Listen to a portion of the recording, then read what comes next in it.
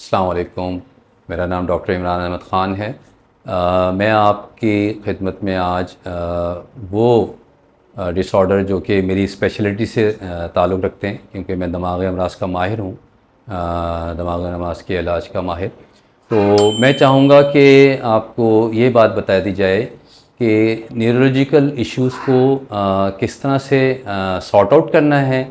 या किस तरह से डॉक्टर के पास उसको लेके जाना है। तो पहले तो ये समझ लीजिए कि दिमागी अमराज की जो अलामात हैं उनमें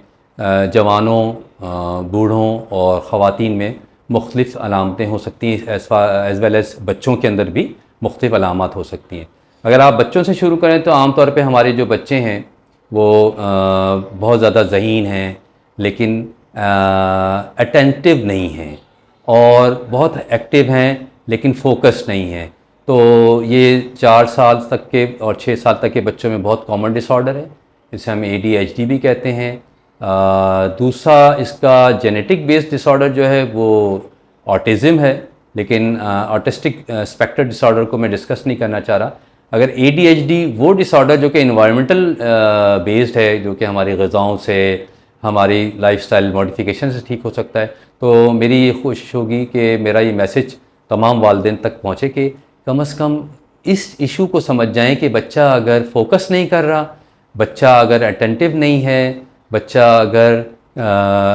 डब्बे वाली दवाइयाँ ग़िज़ाएँ ज़्यादा खाता है या ऐसी कलर एजेंट्स और ब्रोस्ट और पिज़्ज़ाज़ पे इंटरेस्टेड है, तो ADHD उसमें ज़्यादा प्रिवेल करेगा। तो ऐसे बच्चे को ज़रूर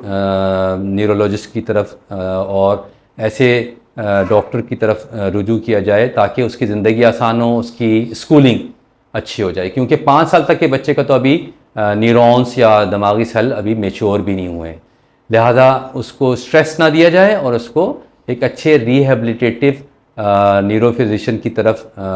भेजा जाए, और वो उसको अच्छी डाइट और अच्छी लाइफस्टाइल मॉडिफिकेशन से और दवाओं के साथ भी ठीक कर सकता है, अच्छी मुफीद मालूमात दे सकता है। दूसरे हमारे वो लोग जो कि डायबिटीज़ या ब्लड प्रेशर का शिकार हैं, वो माइक्रोवेस्कुलर सर्कुलेशन की बीमारियों का शिकार होने की वजह से भूलने का मर्ज़ डेवलप कर लेते हैं या डिमेंशिया डेवलप कर लेते हैं। तो यहाँ मैं आप लोगों को ये बताना चाहूँगा कि ये एक ऐसा मर्ज़ है जो कि दुनिया भर में है, लेकिन हमारे यहाँ इसका ताल्लुक़ वेसल्स से या वेस्कुलर हमारे जो ऑर्गन हैं उनकी अच्छी ब्लड सप्लाई ना होने की वजह से आम तौर पे यूरोप और अमेरिका में अल्जाइमर ज़्यादा है, हमारे यहाँ वेस्कुलर डिमेंशिया ज़्यादा पाया जाता है। उसको ठीक करने के लिए अच्छी डाइट, अच्छी लाइफस्टाइल, फ़िज़िकल थेरेपी, आप ठीक हो जाएंगे इंशाल्लाह। वो लोग जो कि जवान हैं, उन लोगों में आजकल स्ट्रेस की वजह से, खाने पीने की अच्छी ग़िज़ाएँ ना होने की वजह से, या उनके स्लीप पैटर्न को अल्टर होने की वजह से सुबह सो रहे हैं, शाम को या रात को जो है जाग रहे हैं, तो सर्केडियन रिदम की एबनॉर्मलिटी की वजह से उन लोगों के अंदर भी बहुत सारे नफ्सियाती और as well as neurological issues पैदा हो जाते हैं, पैनिक डिसऑर्डर डेवलप कर लेते हैं। इसके अलावा फिर वो अपनी स्ट्रेस की वजह से अपनी जॉब से, अपनी स्टडी से कोप नहीं कर पाते। तो बाज़ औक़ात तो वो कुछ लोग ऐसे होते हैं जो चाय ज़्यादा पी लेते हैं या कॉफ़ी ज़्यादा पीते हैं, उसकी वजह से वो इलेक्ट्रोफिजिकल डिसऑर्डर में चले जाते हैं, टैकीकार्डिया हो रहा है या कोई स्लीपलेसनेस के इश्यूज़ हो रहे हैं।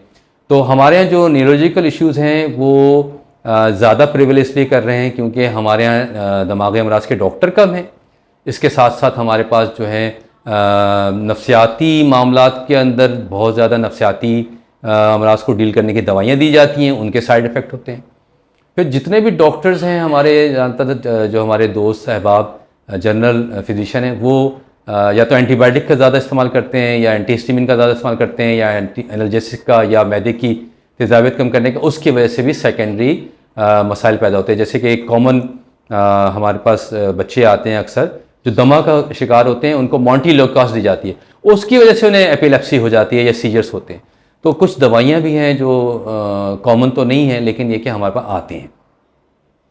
इसके साथ साथ ख़वातीन के अंदर बच्चों की पैदाइश के साथ ऐसे मसाइल पैदा हो जाते हैं कि दिमागी अमराज का वो सबब बन जाते हैं, या उनकी रीढ़ की हड्डी के अंदर दर्दों का सबब बन जाते हैं, वो भी दिमागी अमराज के डॉक्टर या न्यूरोलॉजिस्ट डील कर लेते हैं। इसके अलावा हमारे जो वो लोग जो कि बहुत ज़्यादा स्ट्रेस में जॉब करते हैं, बहुत अच्छी जो इंजीनियर लेवल पे हैं या जो मास्टर्स लेवल पे हैं, उनके साथ ये इशू होता है कि उनके फ़िज़िकल थेरेपी ना होने की वजह से या उनके बॉडी पोस्चर ठीक ना होने की वजह से, उनकी जो ज़्यादा मैंने पेशेंट्स देखे हैं वो हैं जिनकी क्रॉनिक डीजेनरेटिव स्पाइन चेंजेस हैं। तो बहुत सारी अलामात हैं, उनमें हेडेक्स भी बहुत ज़्यादा आ रहे हैं, उसमें झटके की बीमारियां हैं, बच्चों में बहुत होती हैं, ख़वातीन में ज़्यादा माइग्रेन पाया जाता है, हेडेक्स ज़्यादा आ रहे हैं। इसके साथ आपको आम तौर पे ऐसी बीमारियां भी होती हैं, ख़ास तौर पे जो कि न्यूरोलॉजी की बीमारी नहीं होती लेकिन एसोसिएट करती हैं न्यूरोलॉजी डिसऑर्डर के साथ, या डायबिटीज़ है तो हाथ पांव सुन्न हो रहे हैं, वो डायबिटिक न्यूरोपैथी की वजह से हो रहे हैं, या कोई ऐसा बीमारी हो गई है, वायरल अटैक आ गया है, या कोई बीमारी आ गई है, या कोई वैक्सीन ली है, उसके बाद आपको न्यूरोलॉजिकल डिसऑर्डर हो सकते हैं, हाथ पांव सुन्न हो सकते हैं। तो उस सूरत में न्यूरोलॉजिस्ट की तरफ ज़रूर रुजू किया जाए, तो इंशाअल्लाह ताला खैर के मामलात रहेंगे।